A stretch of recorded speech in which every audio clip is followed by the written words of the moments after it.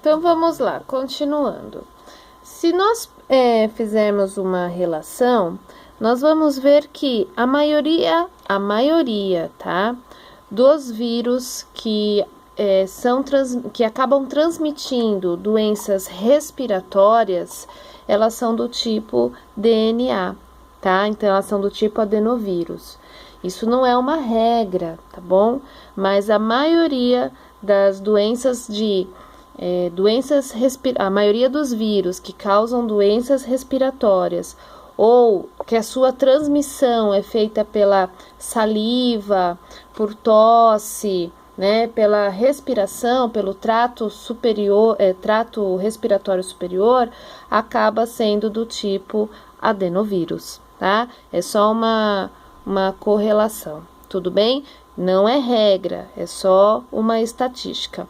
Por exemplo, o HPV, né? O HPV, ele é um adenovírus, a sua transmissão é sexualmente transmissível, né? Então, ela é uma IST e ela é do tipo adenovírus, tudo bem? Então, só uma correlação aí, só por curiosidade. Vamos lá, então. Como que esse vírus se multiplica, tá? Nós vimos lá nas bactérias que é através da divisão binária que uma célula mãe se divide em duas células filhas. Nos fungos, nós vimos que é através do brotamento, né? O prolongamento das hifas. Quando nós estávamos vendo lá na parasitologia, nós vimos que os parasitos podem se reproduzir de forma assexuada ou de forma sexuada, eliminando ovos, né? Eu tenho um parasito macho, um parasito fêmea que fazem a cópula, né? A reprodução e aí liberam um ovinho.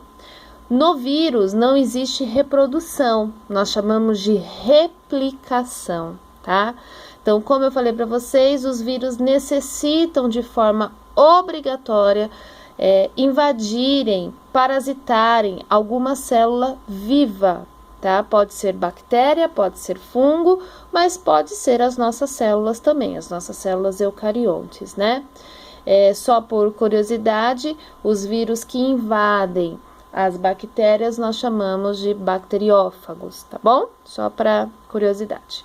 E os vírus que acabam hospedando em vetores, como por exemplo o Aedes, né? Nós chamamos de arbovírus, tá? Então esse vírus que acabam parasitando mosquitos, por exemplo, vamos falar do Aedes, né? Que acaba ocasionando, transmitindo dengue, zika, chikungunya, febre amarela, ele está contaminado com o vírus do tipo arbovírus. Só curiosidade de nomes, tudo bem? Vamos lá ver então como que acontece essa replicação viral, tá? Então é um ciclo. Então olha só, existem 1, 2, 3, 4, 5, 6 etapas, tá? Para que esse vírus faça a sua replicação. A primeira etapa nós chamamos de adsorção. O que significa isso? O vírus ele vai se aderir, ou seja, ele vai se fixar na membrana da célula alvo. Cada vírus ele tem uma afinidade por algum tipo de célula. Então, por exemplo, vírus HIV, ele tem afinidade por uma célula do nosso organismo que é o linfócito. Para ser mais específico, o linfócito TCD4. O vírus HIV, ele não se fixa em outras células, né? Ele tem essa afinidade. Na superfície do seu envelope ou na superfície do capsídeo, né? Se ele não for envelopado, ele tem a presença de micropartículas que acabam tendo afinidade com a membrana da célula alvo, da célula que ele vai hospedar. Tá? Então, é como se fosse uma chave fechadura, lembram disso, né? Desse mecanismo, chave fechadura? Essa célula, ela só vai se ligar, esse vírus só vai se ligar naquela célula que ele possui afinidade, tá? Então, HPV, vírus, né, papilomavírus, ele tem afinidade pelas células o quê? Do colo do útero. Ele não vai se ligar em outras células, ele só vai se ligar naquelas células do colo do útero. Tudo bem? Então, cada vírus tem uma afinidade com um tipo de célula, tá? Então, a primeira etapa é a adsorção. O que significa adsorção? Se fixar, tá? Ele vai se fixar aqui na membrana da célula-alvo.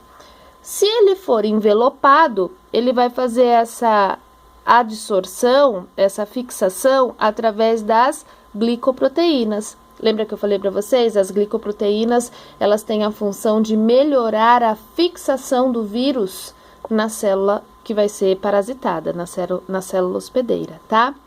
Agora, se não tiver a glicoproteína, é o capsídeo mesmo que vai acabar ficando fixado aqui nessa membrana, tudo bem?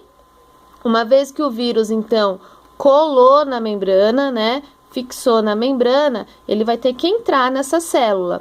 Então, ele vai invadir a célula. Pode ser através de uma endocitose, ou seja, ele empurra a membrana e acaba entrando na membrana. Ele estava no meio extracelular e passou para o meio intracelular. Uma vez que ele está dentro da célula, pronto, acabou o problema dele, né? Quando ele estava fora da célula, ele corria o risco de ser fagocitado, né, pelas nossas células de defesa. Ali iriam vir macrófagos, linfócitos, basófilos, ou seja, células de defesa que poderiam destruir esses vírus. Então, uma vez que ele está dentro da célula, o sistema imunológico não consegue enxergá-los. Tudo bem? Quando ele está dentro da célula, ele não precisa mais daquela proteção do capsídeo. Se ele tiver envelope, ele perde o envelope. Se ele não tiver o envelope, ele acaba perdendo o capsídeo, tá? Para quê? Para ele expor o material genético. Quando ele entra na célula, né? Então já passou a fase da penetração, começa a fase do desnudamento. O que significa o desnudamento? Ele começa a perder as suas camadas protetoras, o envelope e o capsídeo. Por quê? Ele vai ter que expor o material genético, porque esse material genético, DNA ou RNA, vai ter que invadir o núcleo dessa célula para começar a comandar a síntese viral. Então, uma vez que esse material genético está exposto, ele assume o comando aqui, ó, dessa célula que está sendo parasitada e ele começa, então, a síntese de proteínas do próprio material genético aqui dessa célula. Ele vai comandar, ele tem ou DNA ou RNA, então ele começa a assumir a produção dessa célula. O que essa célula vai virar aqui, ó? Uma máquina de Xerox, tá? Ela vai começar a produzir vários vírus iguais esses que foram invadidos aqui, ó. Então, começa a montagem. Essa célula começa a produzir vários vírus, vários materiais genéticos iguais a estes aqui que foram expostos.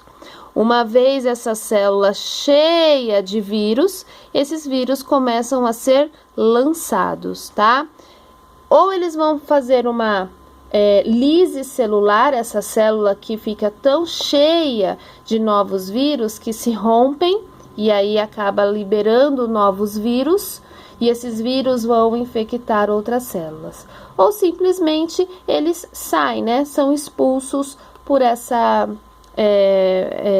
célula, tá? A célula acaba expulsando esses novos vírus e esses vírus caem novamente na corrente sanguínea, no meio extracelular e estão aí fáceis para invadir novas células. Tudo bem? Eu tô deixando um vídeo para que vocês possam ver de uma maneira mais animada esse processo de replicação viral. Após essa aula, assistam esse vídeo, tá? É só a relação dessas etapas aqui, ó. Adsorção, penetração, desnudamento, síntese proteica do ácido nucleico, né? Que seria síntese proteica do material genético, formação de novos vírus, a montagem e a liberação desses vírus para o meio extracelular. Tudo bem? Fiz aqui um mapinha mental, né? Na verdade, copiei um mapa mental, só para que a gente tenha ideia do quais são os tipos de doenças virais. Então, olha só, a dengue, bastante conhecida aí, né? A dengue, ela é ocasionada, né? Ela é transmitida por um vetor, Aedes aegypti, certo? Então, é um tipo do arbovírus. Quais são os sintomas? Dor de cabeça, febre, dores nas articulações, pode ter vômito, em alguns casos até hemorragia. Ainda não tem vacina, né? Febre amarela, também ocasionada pelo Aedes, né? Só que a febre amarela pode dar o quê? Problemas hepáticos, então a pessoa pode ter aí até uma hemorragia hepática, mas nós já temos vacinas. Gripes, no geral, né? Contágio pela saliva, aqui a gente pode até colocar então o coronavírus, que nós estamos passando aí por essa pandemia, com exceção que ainda não há vacina para o corona, ainda, né? Vamos ter fé aí que logo essas vacinas vão estar surtindo efeito. Mas nós temos a vacina contra H1N1, tudo bem? Aqui cortou, gente, herpes, né? Então, contato direto, né? Por isso que quem tem herpes não pode estar aí usando, né? O mesmo, compartilhando, mesmo copo, batom, talher, olha lá as mangueiras de narguile, né? Então, acaba dando... Quais são os sintomas? Pequenas feridas, tanto na boca como no corpo. Raiva, né? Então, se nós formos mordidos por algum animal, cachorro, gato, que possa estar contaminado com o vírus da raiva, a gente acaba, né, desenvolvendo alguns sintomas aí de infecção grave, tá? Tem vacinação para os animais. As hepatites, hepatite A, B, C, né? Então, podem ser até consideradas aí IST. HPV, né, tem vacinação agora, assim como hepatite, também tem vacina, né, contra a hepatite A e B. HPV, então, tem a vacinação hoje em dia, né, tanto para os meninos quanto para as meninas. As doenças infantis, né, rubéola, sarampo, cachumba, catapora e poliomielite, todas essas são virais, todas essas têm vacina, faz parte obrigatório do calendário de vacinação infantil, tá? E AIDS, que uma das doenças mais polêmicas, né, viral, ainda não tem vacina. A gente sabe que os casos de AIDS, de morte por AIDS, é muito grande em todo o mundo. E aí a gente tem que tomar um cuidado muito grande. Não cabe aqui a gente ficar falando, né, de todos os sintomas, profilaxias, tratamento, né, porque são muitas doenças virais. Tudo bem? Era isso que eu queria passar para vocês sobre vírus. Se vocês tiverem alguma dúvida, só me perguntar, pode me chamar no WhatsApp, pode mandar a pergunta lá no chat, que a gente responde. Assistam o vídeo